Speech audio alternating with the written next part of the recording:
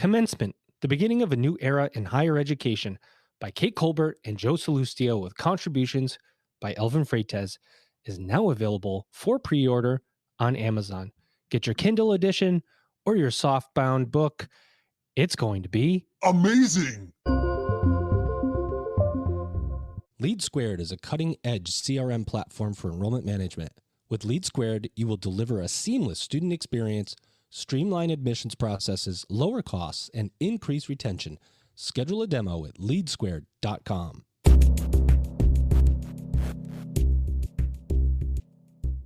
Welcome back, everybody. It's your time to EdUp here on the EdUp Experience podcast, where we make education your business. As of today, we've done that 515 times. Hopefully you've listened to every single episode. If you haven't, that's okay. I don't know if it's humanly possible. Remember, we're writing a book. We're going to put it all together in a book, Commencement, the beginning of a new era in higher education, with my co-author, Kate Colbert. I'm basically self-plugging every single episode now.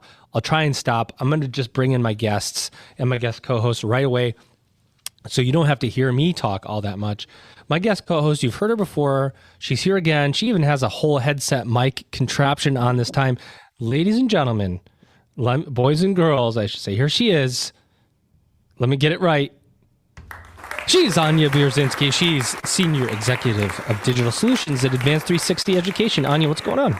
I'm good. Thank you. And, I noticed you had the mic and the headset, our last pod. So, just following your lead, my friend. Well, that's fine. The last time we did it, I said, Anya, what did you really think of the podcast? And you kept saying this over and over. This is so fun. This is so fun. And I was like, wow, Anya, can you please stop? This is so fun. So I recorded you. This is so fun. And so now that's the sound effect that I use. I love it. I'm not sure if it's you. This is so fun. But it kind of sounds like you. So I think anyway, it sounds a little bit like me. You did have a lot of fun. We had a lot of fun together.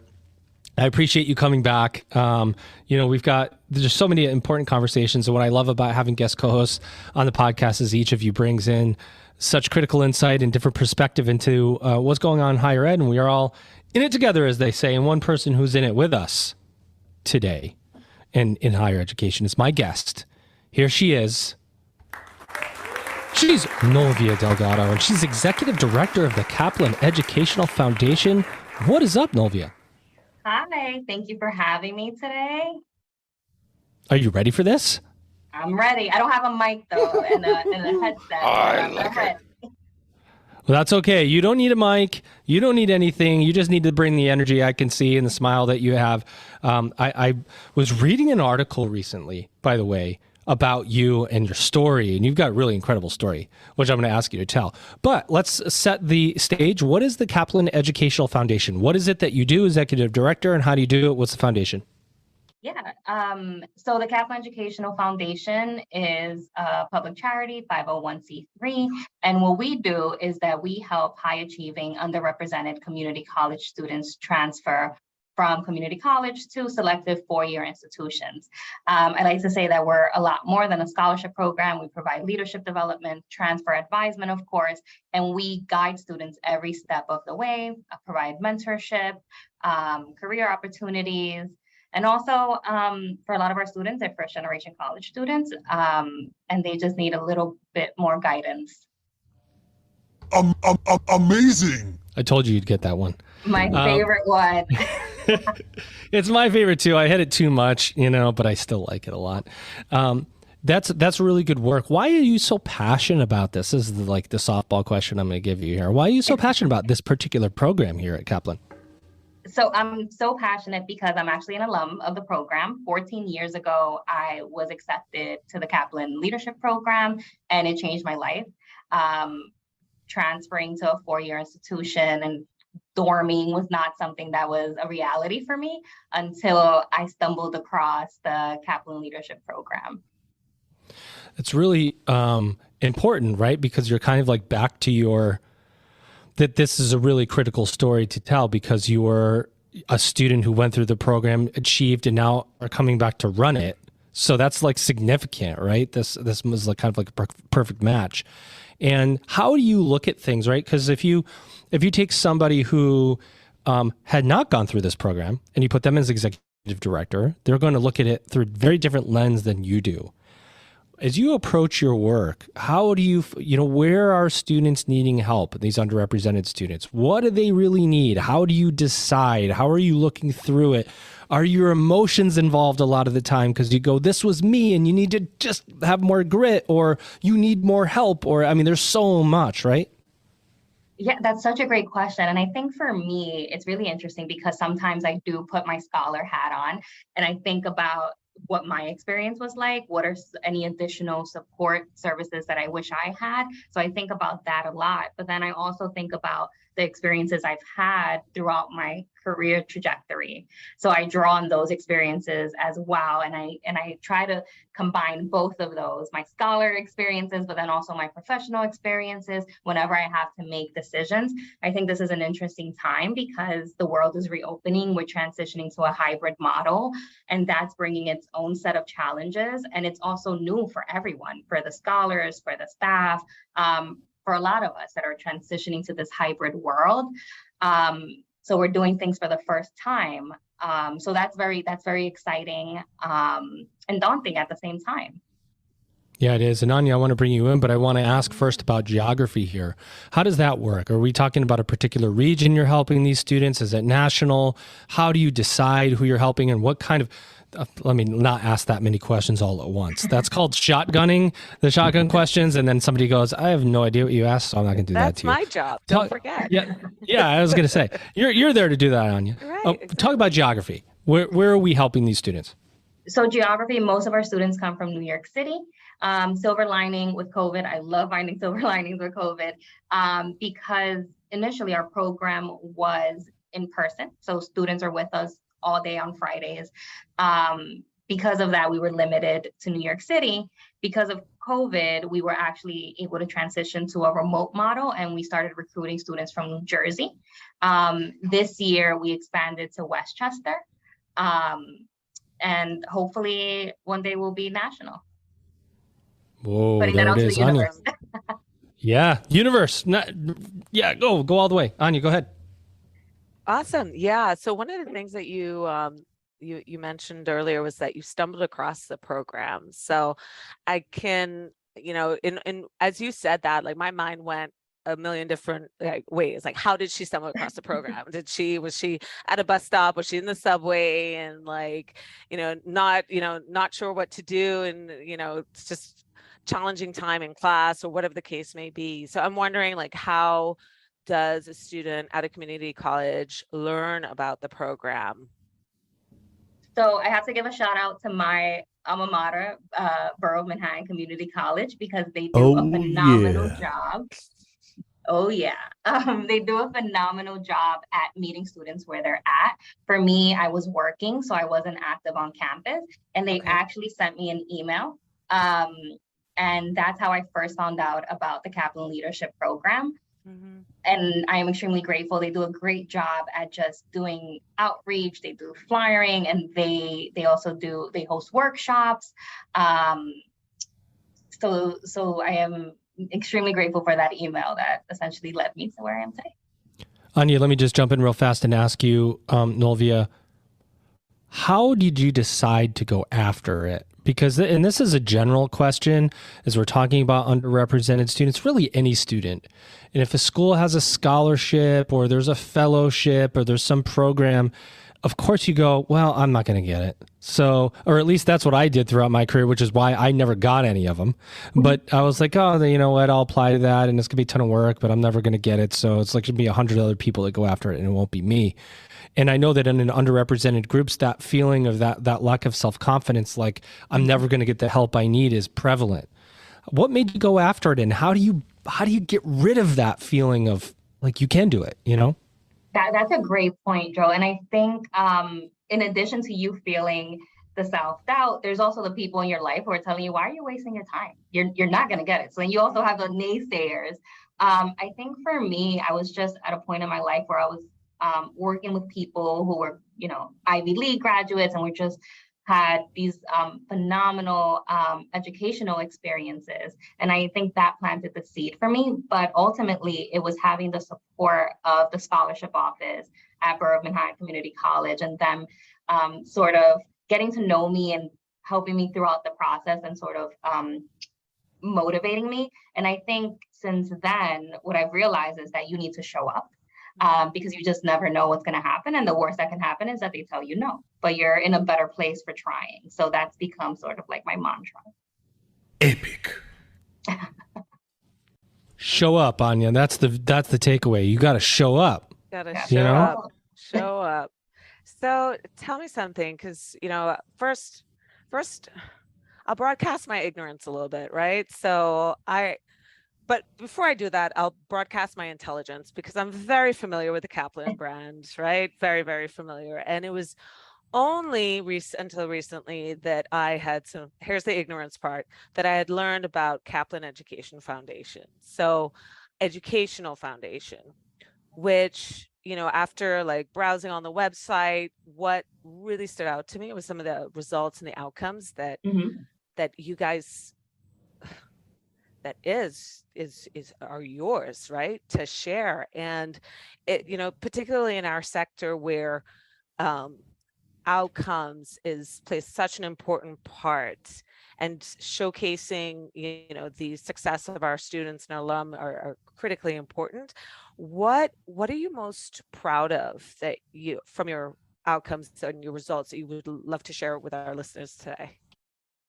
Yeah, so I think for anyone listening, we often hear the statistic: over 80% of community college students who enroll for the first time intend to transfer to a bachelor degree program. And I think the number is roughly around 30% actually end up enrolling. For us, over 80% of our students actually graduate from a bachelor's, and over 90% of our students earn an associate's in our program. And I think what I'm most proud of is that it's an individualized model. We understand that not one size fits all, and students have different needs, and we really work with our scholars to ensure that they're achieving their big dream. That's the goal. Whatever their big dream is, we're going to support them and provide the resources that they need to achieve their big dream. Nailed it. What do you do with, you do transfer, right? So the transfer process is something that has been under a microscope for a few years, Nolvia. I mean, it's been hard. It's being made easier. Then it goes back to harder. And it's this kind of thing, right? It's its own beast. And each individual institution gets to decide what they want to take, what they don't. The big secret behind transfer credit, of course, for anybody that works in the industry, is the more you accept, the less money you're able to charge the student, right? So you're reducing your net tuition revenue by taking these credits. And so there's this slippery slope of at what level is a diminishing return? How many credits do we want? How many do we don't want? And so on. Is credit transfer hard for these kids these students that are transferring community college to a 4-year?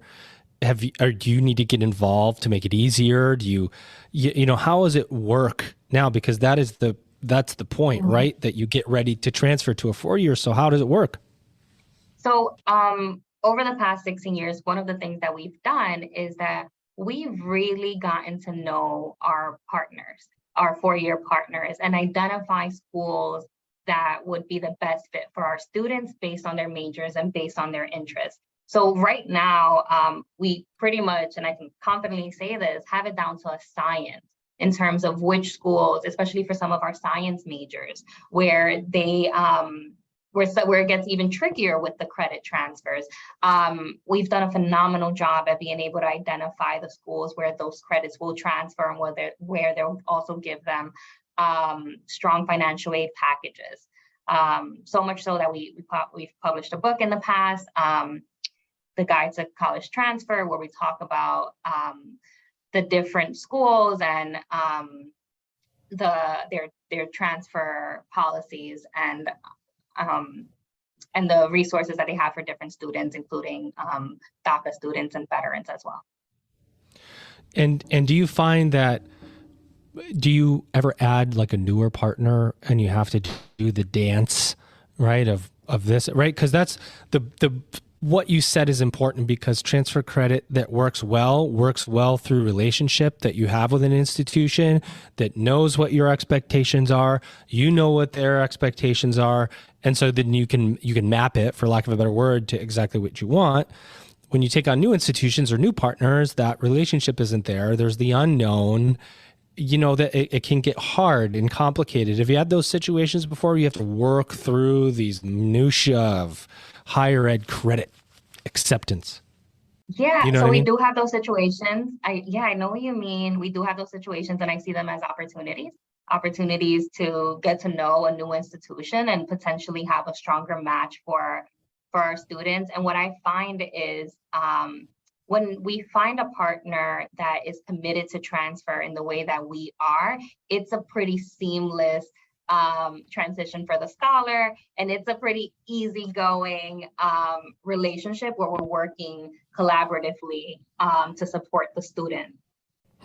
I think that's important, right? Because intent is really important when you talk about transfer credit. There is a supply and demand piece to that, right? Like when you have lots and lots and lots of students, and maybe you don't want to accept as many as you wanted before. And then there's institutions that want as many students as they can, because that bachelor degree completer might go on to a master's degree. And there's all sorts of layers to transfer credit that I don't think people always take a look at, but we make it nice and confusing most of the time. So I'm glad to hear that it's something that's more simple for you guys. Yeah, it is. And I think for us, something that's very important is before a student is accepted into the program, we're looking at the student holistically. We're looking at their transcripts. So we really get to know the student. And sometimes it means working with the student to change their major, because it's just not going to be a smooth transition to transfer. So it's having that sort of insight that allows us to better support our scholars. The Lead Squared integrated CRM functionality will put your institution at the front end of marketing and enrollment strategy by delivering a streamlined admissions process. Capture student interest, segment your audience, create student engagement workflows, and even integrate with your student information system to create longitudinal key performance metrics you've always wanted. You can do all of this and lower your technology costs. Check out leadsquared.com for more info. Anya, I'm monopolizing, so I'm going to kick it to you. I have a bad habit of doing that. But I like hearing you say that. So, some of the things that we kind of may tend to paint with a broad brush is just the challenges that an overlooked student might have in terms of, decisions related to education, what program to take. And I mean, this is something that you deal with on a daily basis. So what are some of the challenges that underserved students face, apart from the support can be an issue, the financial resources, what other things that perhaps we have not thought about before that you deal with quite frequently? I think one of the issues that we deal with frequently is that sometimes students aren't exposed to all the different possibilities that exist. And sometimes those different options that they haven't considered might be a better fit for them. So for example, if you think of someone who is on the engineering track, and they're adamant about being an engineer, but sometimes maybe there's a different science that they can major in that's not engineering that might be a good fit for their long-term goals. So there's a lot of exposing students to the different options that are available, and then also career-wise, being able to expose them to the different careers that are available, and making sure that they have the undergraduate preparation to be able to do those careers. And make money too, right? I'm assuming these students want to get out and make a couple of dollars along the way, right? Some more than others. Some generally just want to make the world a better place, and that's their goal. So that's interesting to see. There's more of that now than there used to be, right? I mean, I think, younger folks and maybe even us as adults, there's a much more greater consciousness of helping people than there used to be. I remember when I was in college, it was like, I need to get out as soon as possible so I can make $1. Like that's all I cared about. There's a much more conscious about helping others and stuff. And so that's important when you think about, value of a college degree, which we talk about all the time. So you have these students come to you and they're completing community college and they're going off to a 4-year. Is there a convincing process to get to the 4-year? Are they trying to get out? Or is there an original intent when they come in to say, this is my path, I'm going to go transfer to this 4-year? Because we know, Nolvia, there's a lot of noise around value of a college degree, ins and outs, economic ROI, and so on. And you just wonder, do these guys get there, these kids, and go, you know what?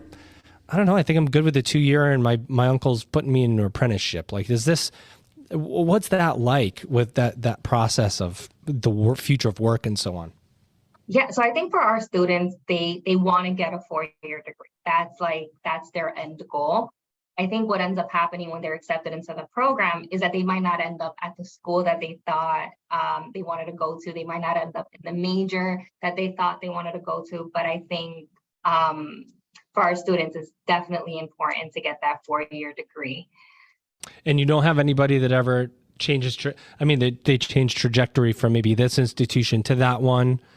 Are there breaks, gaps? Do they go right from community college to the next? Do they want to take some time off? Do you shun them against that, right? Because it's kind of like once you take time off, it's so hard to get back in again. I mean, so that must be part of the conversation, right?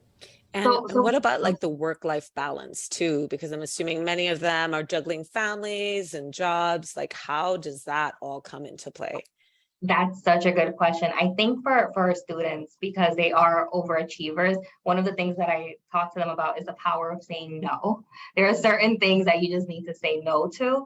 And it's hard because you have to make sacrifices in the short term in order to be able to achieve your long-term dreams. And that's something that we talk a lot with our scholars about. We also provide like a small stipend for them while they're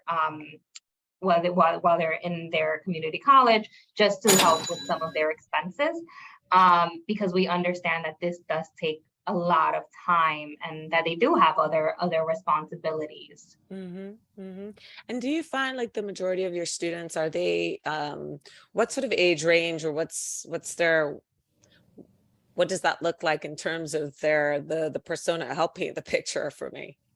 So it's really hard to paint a picture because our scholars come from literally all walks of life. So our scholars range from age 18 to 44. So we have traditional students who went right from high school to their community college and are now in our program getting ready to transfer. We have students who have taken long breaks. So we have a mix of traditional and non-traditional students. And what I think that does is, because we have a cohort model where our students all transfer together for the most part. And I'll get back to your question, Joe. But we do have a cohort model where students are going through this process together. And what we find is that it's very powerful to have so many people with different experiences, some first generation college students, some not, some recent immigrants, coming together and sharing this very challenging experience, but rewarding nonetheless. And I think that better prepares them for when they transfer and they're exposed to different people. It's just sort of having this safe space where they can meet people who are not from the same background as them. And just to get back to Joe's question, so most of our students do transfer right after graduating from their community colleges, but we do have some instances where life happens, right? Some students do need to take a break for a variety of reasons, whether it's health, family. So we do have those students, and we have had a couple of students that because of their life situation, they just couldn't complete the transfer process. And we understand, right? I think life takes many turns. Isn't that the truth? Right? So where's this life taking you, Nolvia? I mean, you're the executive director of the Kaplan Educational Foundation. You are a product of it.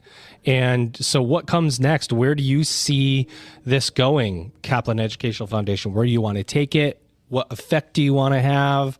What's a timeline look like? Because I would imagine expansion is in there somewhere because you want to help as many students as possible from the lower economic backgrounds. Talk about the future a little bit of the Educational Foundation and what you see. Yeah, so in the immediate future for me, one of the things that we're doing is that we're restructuring our recruitment pipeline to start with high school students who have committed to attending community college. So for example, in June, we started presenting at high schools and speaking to students who are attending community college now in the fall. And there's a couple of reasons why we're doing that. One is what we found is that some of the students don't know what success looks like at community college. So it's not only about our program and transfer, it's also like, these are the things that you need to do. And this is how you prepare to make the most out of your experience in community college. So there's that work happening around restructuring our recruitment pipeline. And then another thing that I'm very committed to is working closer with community-based organizations. As we've learned from COVID, they are the backbone of our communities. Traditionally, what we've done is that we focused on our college champions, and those are the folks that are recruiting people at our community colleges and referring them to our program. But I find that we are missing students. They're falling between the gaps who will be a great fit for our programs. So we're starting to engage with community-based organizations, and also that'll provide us an opportunity to offer our students more resources beyond what we can offer them. And I think like a personal goal of mine for community college is just to change people's perception. I find that a lot of people, when they talk about community college, they talk about it like a terminal degree. But what I like to tell people is that it's freshman and sophomore year, and it doesn't end there. Wow. Students think that, you're saying. Students think that and adults as well. Employers think that. I think Wow. across the board, I feel that a lot of people just, it ends there with community college, and it doesn't. That's an important point, right? Because I think that's really interesting to hear you say that, because there's this like the inside of the inside, like how the student is thinking, right? And as marketers and people who are enrolling students, you always wonder, like, what are they thinking? Do they, as a student who's getting through community college, are they viewing that as the end? Or are they really considering going forward, and what that mindset is like while they're experiencing it? That's interesting that you say that. How often does that happen? It happens, I would say 9 out of 10 times. Almost 100%. That's pretty close. 100%. And it's really interesting, because when I have these conversations with folks, whether it's potential employers or whether it's students, it's always like, I never thought about it that way. So hopefully I'll be able to change people's perception of that. And I think you said something really, really interesting. It's just, for students, it's in their head, right? So if they enter community college with the mindset that, this is the end of the road, or this is grade 13, which I feel like that's what I hear the young people saying. They refer to it as 13th grade. I think it's more impactful to try to change those perceptions before they even step foot at their community college. Anya, isn't that interesting to you as a marketer? Like, the marketing bone in me just is going, whoa, I got to take a minute and think about that. Like, so how do you shift that mindset, and how do you access those students for the future? There's a lot there. Absolutely. There's a lot there, because what's sad in many ways is that, you called out it's considered 13th grade. Does it mean that there's the end, or are they thinking I'm only good enough for this? Yikes. And that's really where, it's something I even get emotional about it, because you think that there's so many people that are, underserved and overlooked. And, Joe mentioned it earlier, just that lack the confidence to know that, hey, you can do so much more and you're capable. And often, and it is the services that you provide at Kaplan Education Foundation that really can help bridge that gap to the next step and really change the trajectory of their life, but also the lives of their families. Like, there's just so much positive spillover that comes from that. So, when I think, you mentioned earlier, you spoke of select colleges that you partner with. I'm assuming there are corporations that help with the employment pathway as well upon graduation. I'm sure there's, philanthropy efforts involved as well. How do, institutions, corporations, philanthropists get involved? Yeah, that's such a great question. I am a strong believer that it takes a village, right? I think about my own trajectory and also the trajectory of my peers, and it does take a village, and we need all those stakeholders to come together in order to help our scholars reach their big dream. So we have a contact us section on our website. That's the best way. I'm on LinkedIn. Feel free to add me, send me a message. But our website and LinkedIn are the best ways to get in touch. And we're always looking for new partners because we can't do this work alone. Mm-hmm. And Money! that doesn't hurt, right? Donations don't hurt. If you want to serve the underserved, one way to do that is through the Kaplan Educational Foundation. You can donate right from the website. I know that because I was checking it out, right? To make sure. Thank you, Joe. I appreciate that. I'm going to have you join me. Well, let's be honest, right? I mean, sometimes when you're asking, in the world of asking for money and donations, it's hard to ask people like, hey, look, donate money. But I mean, that's every nonprofit, and Kaplan Educational Foundation is one.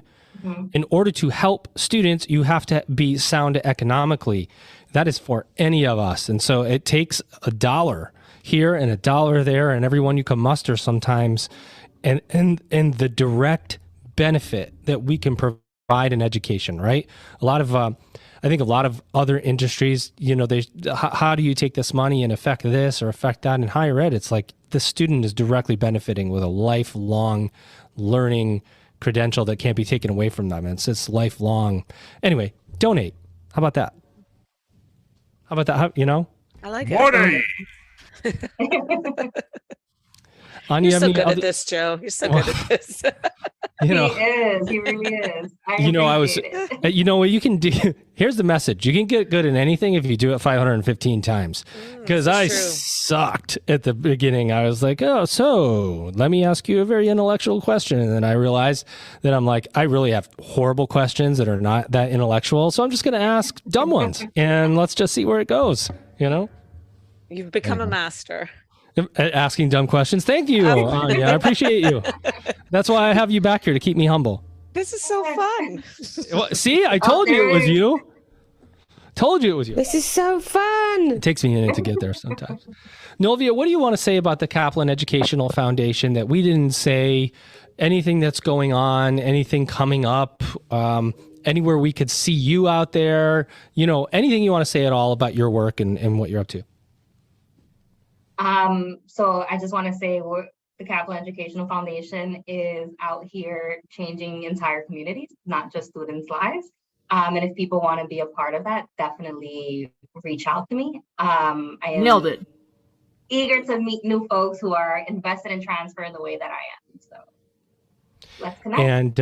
And finally, Anya, you have any final questions you want to slip in before I ask her my final? Well, I guess for me, it's really just understanding. And Joe, I believe you asked this earlier. I'm not sure. I might have missed the response, but what's the outlook look like? The 4 to 5 year outlook for Kaplan Education Foundation? So 4 to 5 year outlook for the students once they graduated, or for the foundation in terms of growth and expansion and new offerings. What's that look like? So something that we're focusing on now is the career development pipeline. I think especially after COVID, our students haven't had the same opportunities to have work experience. So we're looking at developing those partnerships with corporations in the medical field, in the legal field, to be able to better support our students in their career trajectories. I think students' needs have changed post-COVID. So we are reevaluating how we can best support them in getting to their final goal. Mm-hmm. So specifically medical and medical, legal, education, and financial services. Excellent. Mm-hmm. And boy, you see that? That's how good I am. Choke. I haven't even clearing my throat button that's not available to me right now. Nolvia, what do you see as the future of higher education?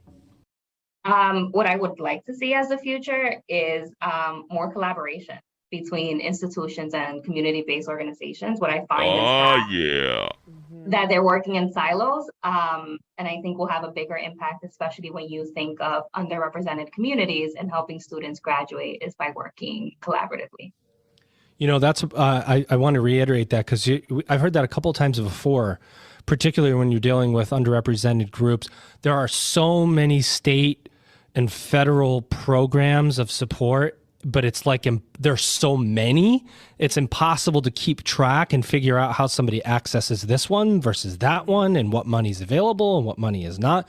It's a whole ecosphere almost of just collating data to be able to help somebody.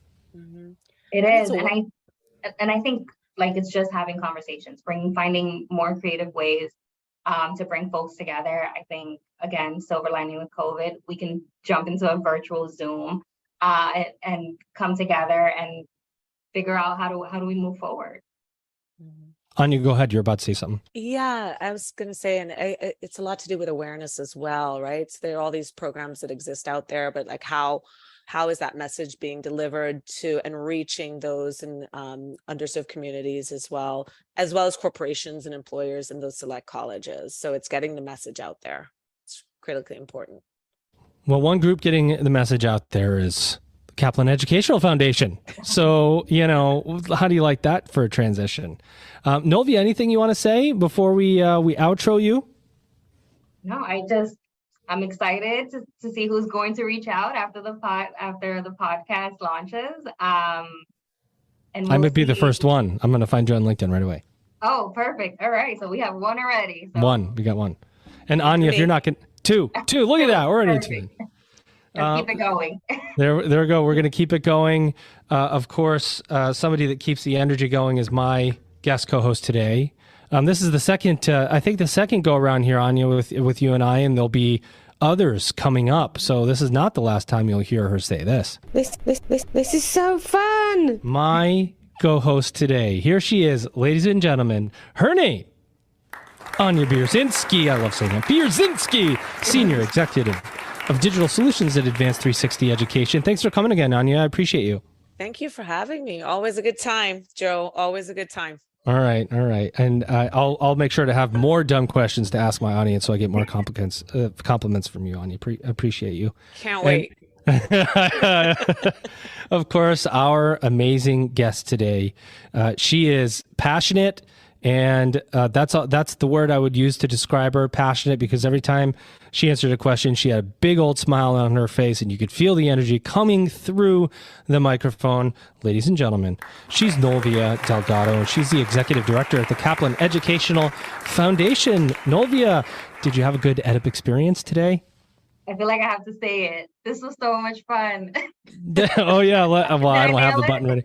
It was so much fun. I was going to hit this one for you at the beginning. Welcome to tonight's program. But, you know, I forgot. I forget to do things. But we appreciate you, Nolvia, and I'm glad you are on. And I encourage everybody to connect with you on LinkedIn, particularly somebody that has gone, like yourself, that has gone through a program for the lower economic quartile, survived and thrived and come back to do that work, to serve the underserved. Boy, you're an amazing person. Thank you. I appreciate that. I really do. Ladies and gentlemen, you just EdUp'd. LeadSquared isn't only an enrollment CRM. It's a technology that will allow you to optimize your entire front-end student lifecycle by providing decision makers with real-time customizable dashboards. Forecasting, measuring, and optimizing for key activities will increase retention and revenue, and LeadSquared will lower technology costs simultaneously. Not only can LeadSquared align with existing admissions processes, but the technology will also help you innovate beyond what you thought was possible. The ability to access data on your phone will keep you connected, and when you add in the world-class customer service, LeadSquared transcends being a technology. It's an experience. Check them out at leadsquared.com.